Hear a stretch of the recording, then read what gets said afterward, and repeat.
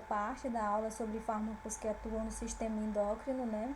E nós falamos de duas patologias, que são a osteoporose e a obesidade, e os fármacos que atuam nessas patologias. E nós vamos tratar agora de mais duas patologias, que são os distúrbios da tireoide, os fármacos incluindo nessa patologia e os fármacos no diabetes em si, viu? Então vamos lá.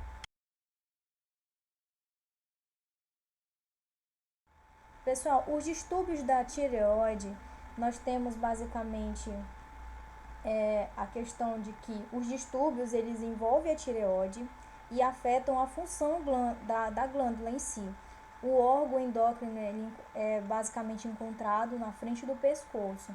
Os principais distúrbios basicamente são o hipotireoidismo, né, que é a sua baixa função, que pode ser causada pela ausência da quantidade adequada dos hormônios tireoidianos, e nós temos o hipertireoidismo, que é a alta função. E é o caso oposto, ele vem a se tratar do excesso do hormônio tireoidiano. Outras situações podem ser anormalidades estruturais que levam ao aumento da glândula da tireoide, e nós temos a questão dos tumores que podem ser benignos ou malignos também, trazendo um distúrbio dessa tireoide.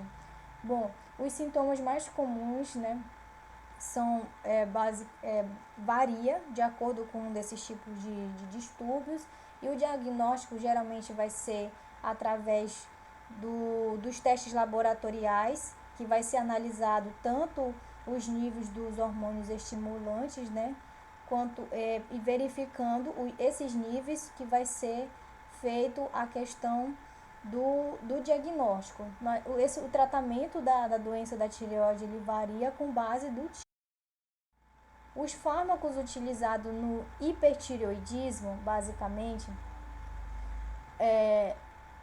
basicamente esses três, que nós temos o propiltiopraxil, que o mecanismo de ação desses medicamentos é inibir a síntese dos hormônios tireoidianos e também age na inibição da conversão de T3 de T4 em T3, viu?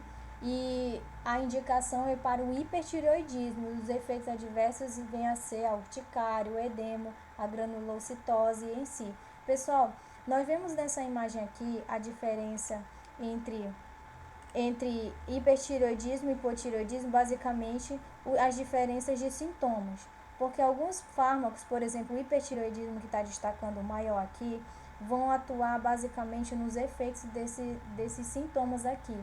Aqui, esse primeiro grupo aqui, ele vai diminuir, né, a síntese do T3 e T4, né, e nós temos o propanolol. Oxe, mas são fármacos que atuam também na hipertensão, porque observe que os sintomas podem também ocasionar problemas cardiovasculares, por exemplo, o aumento ou a diminuição da frequência cardíaca, ou seja, aqui ó, a desaceleração, aqui vai ter o aumento da frequência cardíaca no caso. O propanolol ele tem como mecanismo de ação como bloqueador não seletivo dos receptores beta-adrenérgico, e a indicação dele é basicamente na crise tireoide, tá? Da tireoide. E nós temos também como efeito desse medicamento os efeitos adversos dos beta-bloqueadores não seletivos, né? Que são descritos na aula de antihipertensivos, quando eu falo sobre propanolol. Nós temos o iodeto, que ele tem como mecanismo de ação a inibição da iodinação das tiroxinas, tá? Que basicamente tem efeitos em poucos dias. Ele também inibe também a liberação dos hormônios da tiroglobulina por mecanismos ainda desconhecidos. A indicação em si é para a crise da tireoide ou prévia cirurgia. Os efeitos adversos é desprezível, basicamente, do iodeto. Todos esses fármacos que vocês notaram aqui, ele vai atuar no tratamento do hipertireoidismo. Mas quando é hipotireoidismo, nós vamos tratar no quê? Com levotiroxina, ou seja, o T4. Por quê? Porque o hipotireoidismo, em geral, ele resulta na destruição autoimune da glândula e é diagnosticado o alto nível de TSH, né? Então, é utilizada essa medicação para poder repor esse hormônio, basicamente.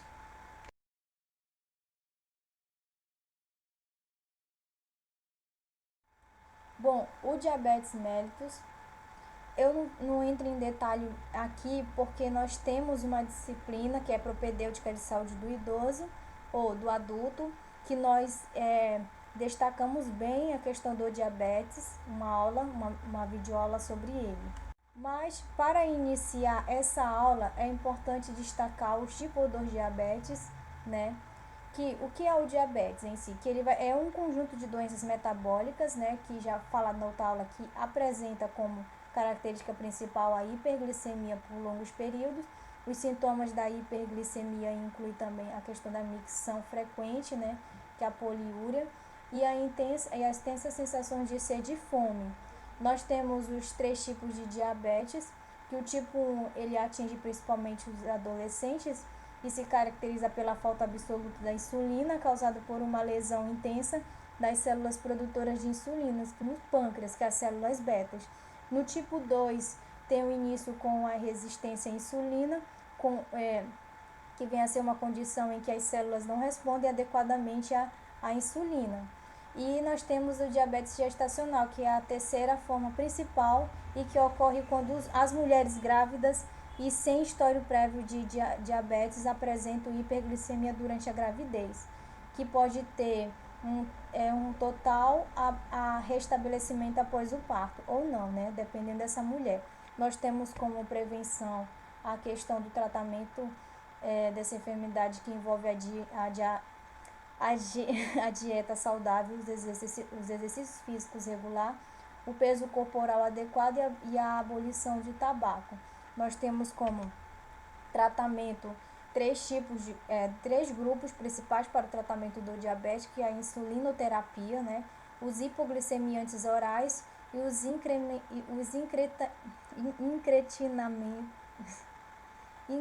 incretinaminéticos, perdão, pessoal, que vai ser também um grupo também utilizado para tratar o diabetes.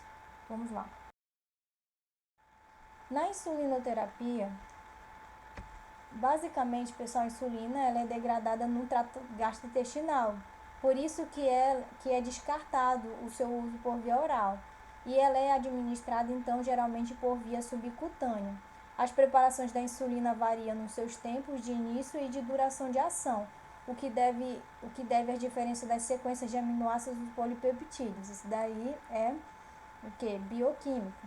Observe nessa tabela aqui que mostra a questão do início da duração de ação da insulina humana e dos seus análogos. Nós temos a questão da insulina rápida, ultra rápida, intermediária, as intermediária e a lenta. Nós temos os tipos de insulina, né, NPH, a lispro, lenta, ultralenta, a regular cristalina e o tempo de ação desses tipos de insulina. Nós temos também aqui a questão da preparação da insulina, de ação rápida ou curta, né? Que são a insulina, por exemplo, regular, que é uma insulina de zinco cristalina, que em geral é administrada por via subcutânea, que reduz rapidamente a glicemia, né? Nós temos a insulina lispro, que basicamente é por via também subcutânea e tem uma absorção mais rápida que a insulina regular, agindo consequentemente de forma mais veloz. Os picos de insulina lispro são observados de 30 a 90 minutos após a injeção e a sua administração deve ser feita de 15 minutos antes ou imediatamente após as refeições. Nós temos a insulina asparte ou insulina glucilina, que basicamente apresentam propriedades cinéticas e dinâmicas similares às da insulina lispro, que são administradas para imitar a liberação pandrial de insulina e geralmente não são usadas sozinhas, mas associadas a outro tipo de insulina de longa duração para garantir o controle adequado dessa glicemia. Nós temos os fármacos hipoglicemiantes orais, que basicamente nós temos os secretogos, os secretógogos de insulinas, que esses fármacos eles promovem a liberação de insulina das células betas do pâncreas. Os principais fármacos dessa categoria são as sulfonilureias, né, que nós temos um exemplo, a glibeclamida, né, que basicamente o mecanismo de ação desses fármacos é a questão de bloqueadores de canais de potássio, perdão, que é sensível a ATP. E essa inibição leva à despolarização das membranas da célula beta pancreática, o que resulta em algum aumento da exocitose da insulina.